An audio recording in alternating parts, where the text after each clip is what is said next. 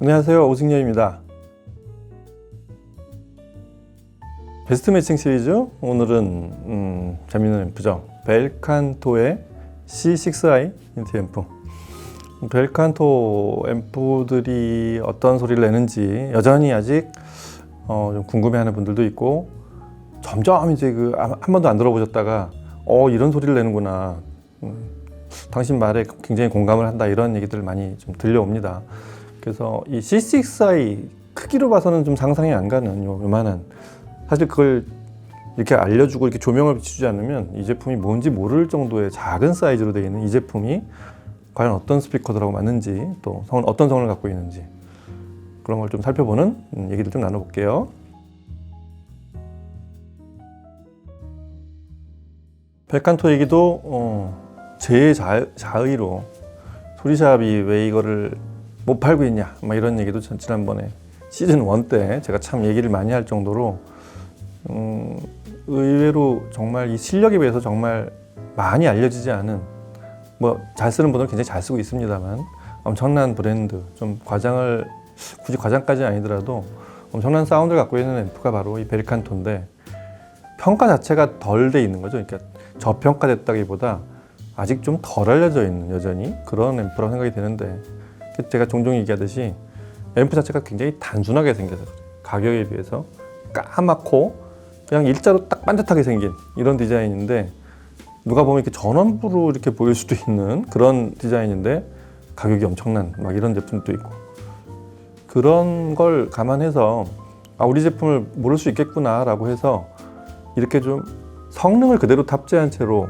가격을 낮춘 제품들이 막 나오기 시작한 것 같아요. 뭐 제 생각입니다. 그래서 1000만 원대 미만 제품까지도 이렇게 출시하고, 인티 앰프까지, 이 400만 원대 인티 앰프까지 낮춰서, 그래서 저는 이런 제품을 샘플러라고 이제 표현하는데, 우리 회사의 제품이 이런 성향들이 있어, 한번 일단 맛을 봐봐 하고서 저가에 보여주고 나서 그 본편에 진입할 수 있게, 그런 어떤 컨셉과 전체 사운드를 응축시킨 그런 제품이 바로 이런 작은 C6i 같은 제품이 아닐까 싶습니다. 벨칸토 얘기 뭐 다시 잠깐 요약해 드리자면, 존 스트런처라는 사람이 이제 90년대 초반에 만들었는데, 처음부터 지향한 게 디지털 앰프의 효율을 어떻게든 아날로그적으로 만들어낼까, 이것만 한 지금까지 30년 연구한 분이에요. 그래서 진화를 했죠. 서서히 진화를 해서 이분 처음에 만든 앰프가 진공관 앰프라고 제가 말씀드렸었잖아요. 그러니까 목표는 진공관 앰프 같은 소리인데, 진공관 앰프에서 노이즈를 다 걷어낸, 노이즈가 외부에서 들리는 물리적 노이즈도 있지만 음원에 섞인 그런 원래 신호에 없는 왜곡 노이즈, 이런 것들에 대한 것까지를 포함하는 노이즈를 말합니다.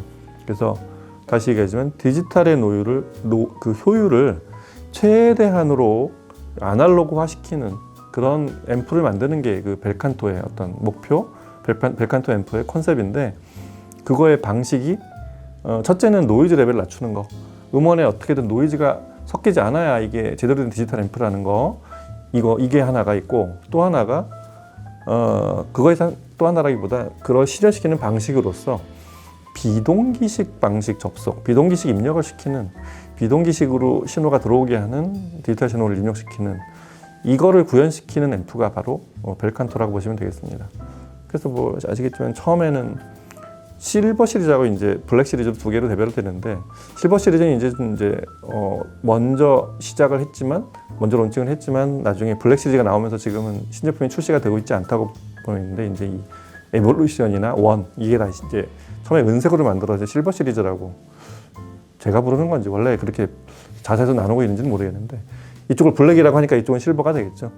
그리고 이쪽은 전부 다 우리가 아는 ASC, ACI, 뭐 MPS 이런 거, 소위 벨칸토가 이제 미국 평단에서 정상까지 올라간 앰프들은 전부 이 블랙 시리즈가 나오면서부터 나온 2000년 이후의 제품들, 이 제품들이 이제 지금의 주류라고 보시면 되겠습니다.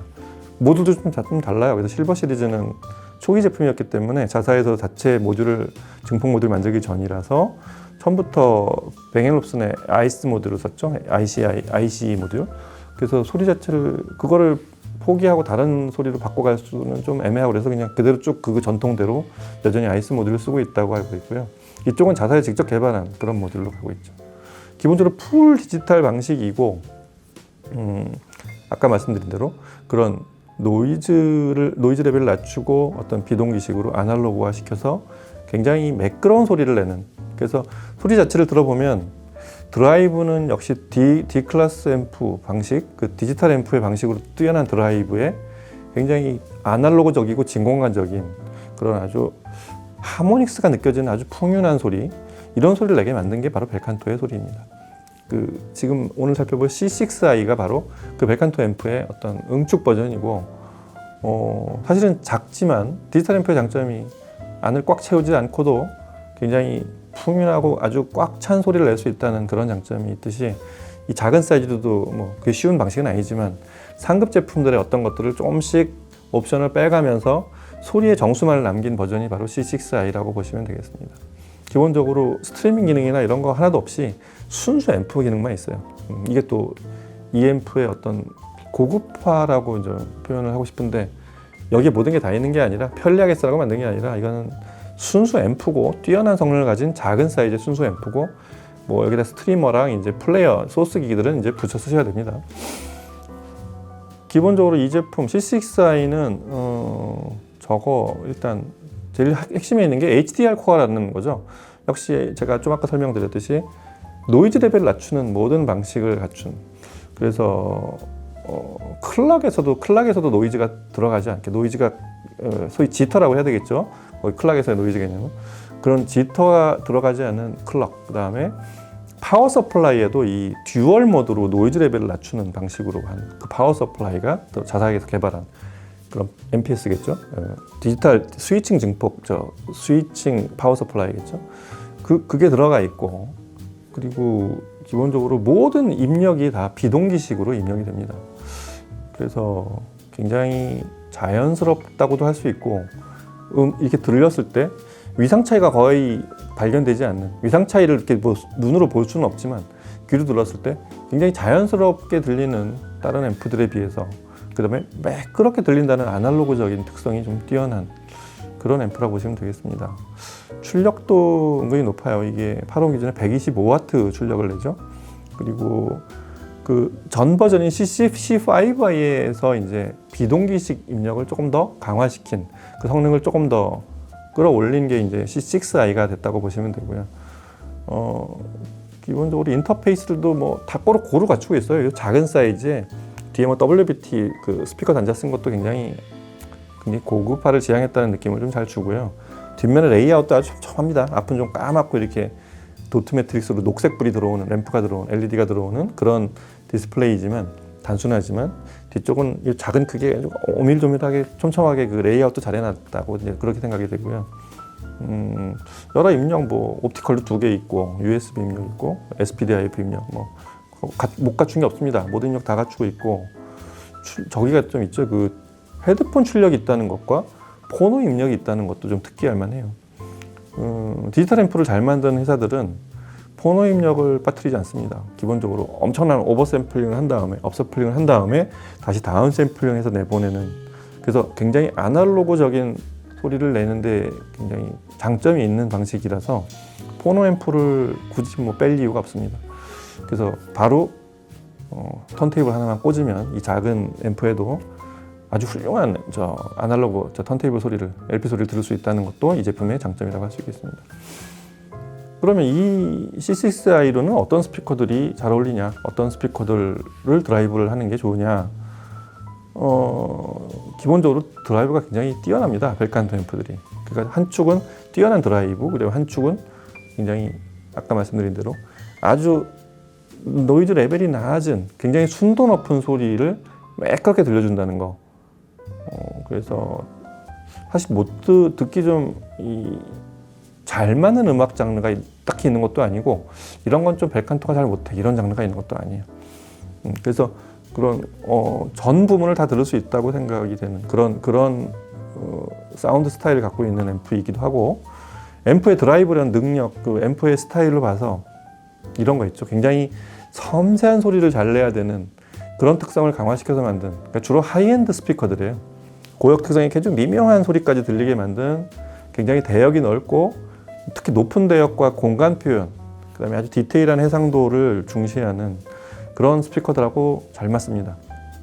대부분의 하이엔드 스피커들하고 잘 맞는다고 보시면 되고, 첫 번째로는 B&W 스피커가 일단 먼저 떠올라요. B&W의 여러 스피커 중에 702 S2 이 스피커가 트위터하고 이제 컨티뉴엄 콘이 있고 밑에 우퍼가 3개나 있죠.